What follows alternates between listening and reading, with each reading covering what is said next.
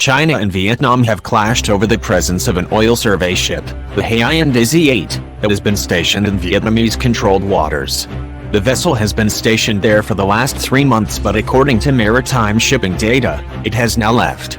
According to shipping data, the vessel was escorted out of the disputed zone by 2 other Chinese vessels.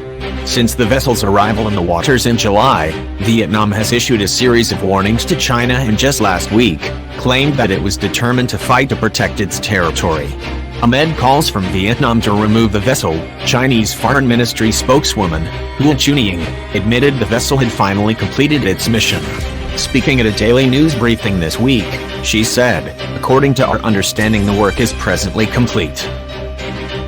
Due to China's implementation of its 9-line policy, China has laid claim to several territories which are contested with several of its neighboring nations. In light of the recent clash with Vietnam, the president and Communist Party chief, Nguyen Phu Trong, stated last week that his country would never give up its territory. Mr. Trong said, "We will resolutely and persistently maintain independence while fighting for the protection of our sovereignty, but we must maintain a peaceful environment for development.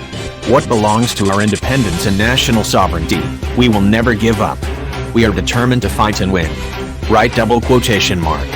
Despite those comments, on Monday, China's defense minister, Wei Feng, said the South China Sea is an integral part of his country's history. He added, "We will not allow even an inch of territory that our ancestors have left to us to be taken away." Away from the dispute over the waters, Vietnam also recently pulled the DreamWorks film, Abominable, from its cinemas.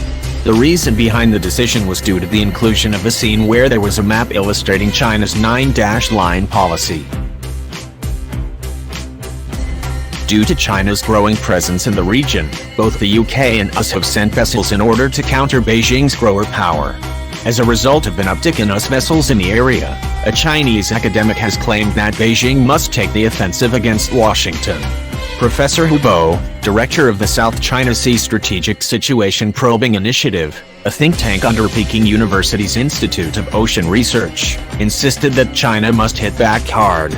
He said, "In this game, an effective response is to escalate the level of confrontation and raise the stakes."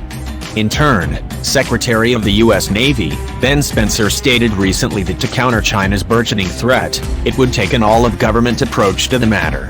Moreover, he insisted that it would take support from the U.S. allies to help implement any plan against Beijing. Speaking at an address at the Brookings Institution, Mr. Spencer added, "We have a competitor now that has no differentiation between military and civilian. I continually underscore that this is an all-of-government effort that we must do. We have to do this together. The U.S. is not going to land there with big boots, big ships and big guns and go follow me.